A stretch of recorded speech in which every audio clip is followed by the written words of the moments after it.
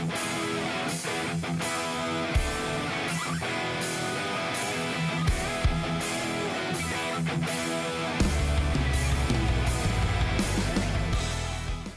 welcome back to the Ultra Running Guys. You got Jeremy Reynolds and Jeff Winchester of the Ultra Running Guys. And the reason that we're here is to help you take your next step in your ultra running journey. And a big part of figuring out what that next step is, a lot of time, is figuring out what you want to put on your calendar. So listen up, because tonight we're going to be spotlighting an amazing race as part of our race spotlight episode. And we've got a big timer on here, so I could not be more stoked. But Jeff, why don't you give us a rundown of what we'll be talking about? Man, I am not even sure where to begin. I feel like I'm in the presence of royalty when it comes to ultra running and everything. And so tonight we're going to be talking to the founder, CEO, owner extraordinaire of AeroViper Running, Mr. Jamil Khoury. And so excited to have you. We're going to be talking about the Black Canyons 100K, though. We know you have a ton of other events that we could spend the entire evening and weeks talking through, but we won't kind of bore you to death with all those details, but we're going to talk about the Black Canyons 100K specifically. It does take place in February in Arizona and is a point-to-point race along the Black Canyons Trail. The trail is a mix of single track, Jeep roads, and parts of it are along an old stagecoach route. The race has more elevation loss, though, than gain, which is a little bit different because oftentimes we think about how much climb we're going to have, but this has more loss than gain, which I think probably sets people up a little bit as a problem later on, but we'll get to that as well. Runners have 20 hours to finish the race, and if you want to make it your Western States qualifier, you have to get it done in 17 hours. But most importantly, maybe not even most importantly, but really the newest thing that we did find out as of yesterday. Breaking news. Breaking news was it was just announced as one of the 9 races of the World Trail Majors. So we're going to get into all of that and all things Black Canyons 100K with Mr. Jamil. So Jamil, welcome to the show. Hey guys, thank you so much for having me on. I'm excited to talk about Black Canyon. Yeah, well, look, Jamil, we're stoked. If anybody's listening and they've been around for a while, they're going to know you. They're going to know AeroViper. You guys have just a reputation for quality, for fun, for experience. And so it was hard to kind of, narrow down what we wanted to talk about. But we're going to focus on Black Canyon 100K. But we do want to ask, and it's going to be hard not to take too much time, but World Trail Majors just announced, like we said yesterday. This may come out in a few weeks, but for anybody listening, for the community, Black Canyons 100K being a part of that, what does that mean for the trail community? Yeah, well, you guys have impeccable timing. I think you're like the first interview I've done post announcement, so it's very exciting. But yeah, I think what it means, we were part of the Ultra Trail World Tour, which was around a few years ago. And we got invited to that through UTMB Mont Blanc, and, got invited to come to the World Trail Majors by some of the former members of that series that decided not to join or I guess sell their races to UTMB and to Ironman. And so, it feels like a really organic, really amazing partnership between similar organizations or similar events to what we've built here in Arizona and potentially with Black Canyon. So it feels really natural, really nice to be part of this kind of alliance or coalition of other event organizers from around the world that, are basically people that founded, operate, and put on these races, like by the runner, for the runner, from the local communities. And like, they're kind of staying true to their values and to the community. And so it's just a perfect fit for us. And, we did have kind of the option of which event we wanted to submit. And, I view the World Trail Majors similar to the World Marathon Majors, or, there's kind of similar series in other sports like golf or tennis. And I really feel like Black Canyon is just a classic Southwest Arizona desert race that, like, I would tell anyone to come and run. It's a classic course. It's a big race. It's competitive already. And that's kind of why we wanted to be part of it with this event. We feel like it's kind of the best of what we do. And, I think it would offer, not only it's a great experience for people that live here in the United States, but I think it would be amazing experience for anyone around the world to put on their bucket list to really showcase what the Western US is about in terms of ultra running. So It's a great summary, and He just sold it. yeah. And we talked about it before. It's honestly hard for us to not go down that rabbit hole with questions and different things, but we're going to stay on task and talk about the canyons. But So rare. yeah, but we So may rare. be reaching out to bend your ear a little bit about that, because I'm sure that it has the potential for such great things for the trail community, just in terms of that, all that together. Well, But- the organic nature of it, I think, is really what's going to attract most ultra runners that are more thinking about what's traditional ethos of really about running in general and stuff. I think that's what it speaks to it and everything they're trying to put together. So yeah, 100%. back up tangents. I will go there. Sorry. 100% community is the number one thing for us. We're lucky enough to just have a very cool, loyal, tight community. Obviously, you know all about that. But so let's talk about Black Canyon. We're going to get into some of the tactical stuff. If somebody's listening, we want them to know what to expect. But we kind of want to know from you first, what is your favorite thing about the Black Canyon 100 as the race director? Man, to me, it's hard to narrow it down to one thing. I mean, the course itself to me is just classic. I mean, it's a point to point, like you guys said in the intro, it's this net downhill. It's a good part of it is single track, and the way it just winds through the desert is it's beautiful. It starts in the high desert and it gives way to the Sonoran Desert. You've got just hundreds of saguaros that you run past, like the big cactus with the arms. And then you go through the canyon section where, you know, if you hit the right year, there could be just like an amazing creek, multiple creek crossings in the middle of the race, which you don't really think about that in the desert. So it's just kind of full of a lot of surprises out there. That's awesome. So you mentioned actually that it was single track, and when you said that, and I'm aware of there's a good number of runners that do run this race, and so I'm going to go a little bit on a tangent with what you mentioned. But how do you balance the start of the race with the volume of runners that you have, where a good portion of the race is on single track? Yeah, so we moved to a wave format, left over a little bit from COVID, but we'll have multiple wave starts. So I think we do 2 or 3 right now. It just depends on the size of the field. And there is about 2.5 miles of road that leads to the single track before it starts to spread out. So we were able to do that to kind of spread the field out. The other thing we did, we used to have the 60K and 100K on the same day. We've moved them to separate days so that the 60K leaders aren't having to run up behind like the entire 100K back. So yeah, obviously it's got a reputation. You already talked about some of the reasons I think that people would want to come back. The course, just some of the beauty, obviously now being part of the majors. We know there's a lot of good things about it. What do you think? So now somebody's listening, they're interested. What do you think that runners underestimate about this race? Man, there's a few things. So I would say the net downhill nature is a little bit of an underestimation. It's pretty smooth early on, and you lose most of the downhill in the first 20 miles. And there's a lot of hills towards the end. Like it's really heavy in the back half for the climbing. So I think people have a tendency, they go out quicker than they want to. They burn their legs out on the downhill, and then they don't have anything left for the latter parts of the race. And then the other part is, of course, the climate. We're in the desert, it's dry, and the afternoon can get hot even in February. So we've had some years where it's mid 80s, even flirting with 90 degrees Fahrenheit out there. And so I think people are coming from colder locations. They're coming from the snow. They're just not acclimated over the winter. So I think all of that wrapped up can be pretty sneaky. So the 2 takeaways I take from that is plan for heat in a time that most of the time, in most other places may not heat. So be thinking about that. But the net downhill, it's interesting that a lot of that is on the front end. Do you have any tips, whether it's training or something? Have you seen methods that really help people prepare for the way the course is laid out?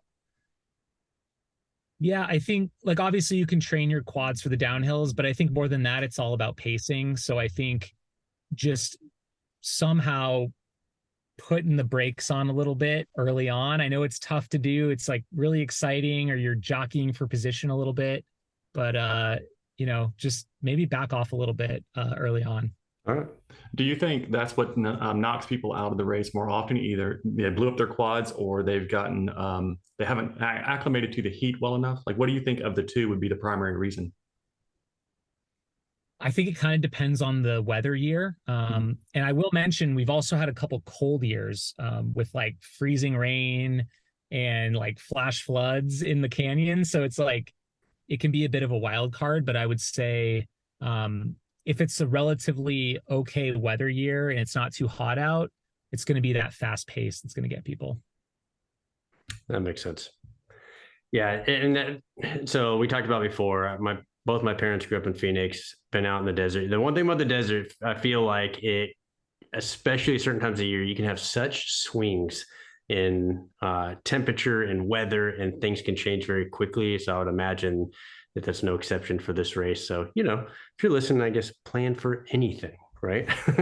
Well, I'm gonna go for some unsolicited advice. So I ran the Zion's 100K, I guess it was last year, and it's the first time I've ever been out to the West, Midwest, whatever you want to call Utah. And so I live on the East Coast. In all transparency, I have trees all around me. I have shade. I have all that. I have a lot of humidity, which you guys don't have the same. But I'm not used to running in an environment where I'm fully exposed all the time. Right. So, is there gear that I should have? Is there something? I mean, I see people wearing these sleeves. They wear big hats. They wear and what am I supposed to wear to prevent this feeling of always being exposed? And I mean, I wore sunglasses for the first time in a race because I was like, I don't know what to do with my eyes. Yeah, I mean, I take it for granted being out here because it's like wide open spaces. And I'm like the opposite. I'm not used to the green tunnel very often, but yeah, I think, wearing a hat, a wide brimmed hat, potentially like, the bucket hat has a sort of a look at times out here out West, but sunglasses can be a thing. Now for a race like Black Canyon, I wouldn't go like full solar umbrella, but like I have seen people at a race like Cocodona actually use like an ultralight hiking umbrella just to get out of that sun. It's actually kind of a genius idea. But yeah, I would say you can also use, you start to get into the heat cooling equipment. So arm sleeves, you could put ice in it or an ice bandana.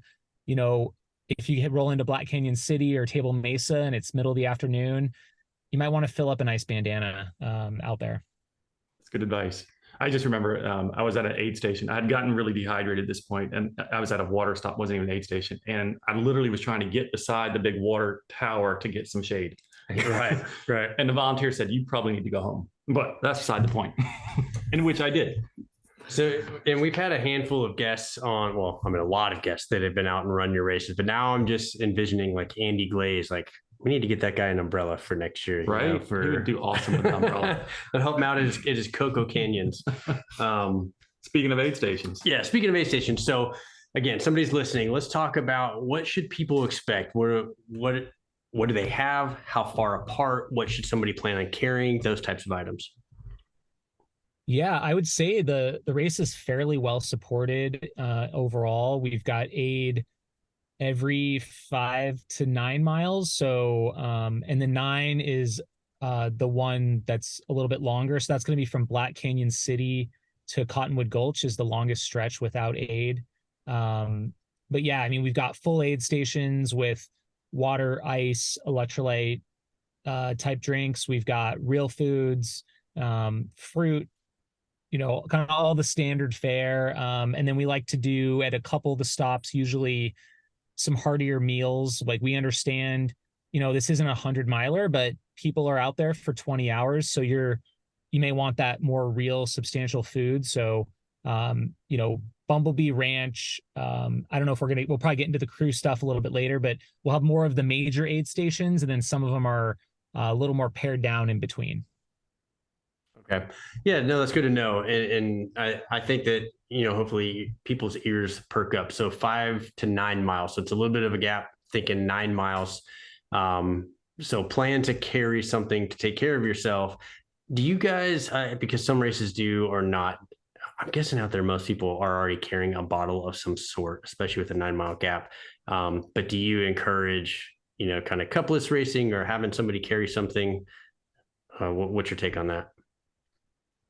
Yeah, most of our events are cupless, so definitely bring a cup for sodas and stuff like that. And I would say like you could probably get away with a cup with just like bottles at this event, potentially with the exception of leaving Black Canyon City at mile 37. That's that longer stretch. You start to get into more climbs. It's going to take you a little bit longer to get between aid stations. So you might want to switch to a pack and a bladder. That's a crew accessible aid station. So it's easy to swap out maybe your bottles up till then, and then you want to do a pack, or add maybe a third or a fourth bottle to your pack just for that section there. So speaking of the crew, since you brought them up, what is a tip for a crew member who's got their runner at one of these pit places? Like, what advice would you give to the captain of the crew on how to keep their runner moving forward? Yeah, sure. This event's evolved a little bit since 2014, and we had 42 finishers the first year, and now we had 700 this year. So it's like pretty wild. We've had to pare down the crew spots a little bit. So the early years, you could stop at every road crossing, early on, every like 7 to 8 miles, you could stop and meet up. And now there's just 3 crew locations. So, I mean, I would say advice for a crew. I think maybe advice that's different for this race compared to some normal races is there's just a lot of runners. So even like having something to identify you so that your runner can find you quickly. I don't know whether that's like matching t-shirts or a flag or something, like might be something to think about, so that they can just find you as they're making your way through. Like it's really becomes kind of like a village as like everyone sets up at Bumblebee Ranch in Black Canyon City. But yeah, be prepared to take care of yourself as well while you're out there as a crew. So bring water, bring food, bring snacks. And then, yeah, if you have any special nutritional needs for your runner, I guess, when you're out there, bring backups for different things, extra batteries,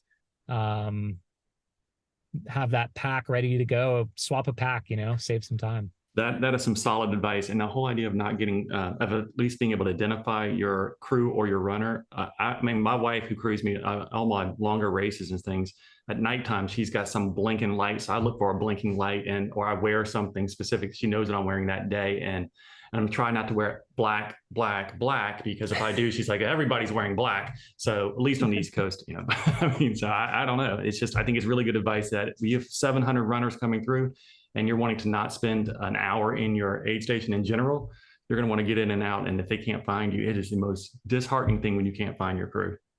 Like, it's a crazy maker. Yeah, my wife, Shannon, she's similar. She's like, don't wear neon green. Everybody's wearing neon green, right? Like, or wear some emblem or something. Right. But she's like, otherwise, I think everybody's you. I'm like, I'm wearing a black hat. Everybody wears black hat, right? So that's great advice for the crew. But obviously, I'm sure there's a lot of people that come out unsupported. You mentioned kind of the different aid stations. Are there other places for bag drops if somebody wants to do it that way? Yeah, we'll do bag drops at those 3 major aid stations. So Bumblebee Ranch around mile 20, Black Canyon City mile 37, and then Table Mesa mile 51, and then the finish line as well. So unique part about the finish line, it's at a smaller trailhead. And so everyone has to take a shuttle bus to get there, including family, friends, spectators. They have to park there's a local mall nearby, like an outdoor mall. So you park there and then take the bus over to the finish line to see your runner. That's great info for people to know too. Be prepared. Yeah. Be prepared. Yeah. Plan ahead. Of course, my first 50 mile, my wife was stuck trying to get to the finish line. So knowing that you have to take a bus there, don't show up last second. And what I like about everything you're saying, and I think I want to make sure if anybody's thinking to themselves, that sounds like a ton of runners and it's got to be just overwhelming with people. It sounds like though that what you've done with this race is you're organized in such a way that you're not feeling as if you're overwhelmed with people. Like you've got people moving apart well enough with your wave starts, and you've got them spread out enough to where you're not overlapping one another too much. And even at your crew locations, even though you're housing everybody that's coming through those major areas, you've got enough space for everybody to where you're not feeling as if there's too many people running the race. And so one thing I commend you on is that you have a large race field, but you're organized in such a way that it doesn't take away from the experience of the individual runner. And so if somebody's listening and thinking that's just way too many people, I don't think you're going to experience that in this race. So kudos. Yeah, like you may not get that wilderness experience at this one. Like you'll probably always be around people. So that is going to be the Black Canyon experience is, there's less chances to just kind of be out there. But that's kind of the nice thing too. You get a lot of people to chat with, a lot of people to run with and meet from all over the place. And yeah, to speak to that, it's been an evolution, right? Like it's kind of grown steadily each year, and we've tried to solve all those pain points and all those problems. Like early days, we were like little trailheads along the way, and we've had to move to these bigger, like we rent out basically an entire horse ranch for one of the aid stations, and we have free rein, we spread it out. It's huge. It's a huge, huge field. So we've got tons of room there to spread out. That sounds incredible to me. Yeah, well, it says a lot too about how well the race has been embraced. And on that note, so let's talk about it, because February of 2024, but we do know it's sold out. We just talked about how popular it was, right? And so I know that you guys have a wait list, but whether somebody goes for the wait list or whether they, are targeting the year after, let's talk about the registration process. When does it open? Are there any qualifiers? If somebody wants to run that race, kind of what should they be looking for? Yeah, sure. We typically will open around 10 months out. I don't remember the exact date. I think it was probably right around the end of April this year. And I think the event sold out a few weeks ago. We do maintain a wait list. We're trying to work on upping the capacity slightly, but like you said, we want to do so mindfully. We think there's probably room to grow in the future.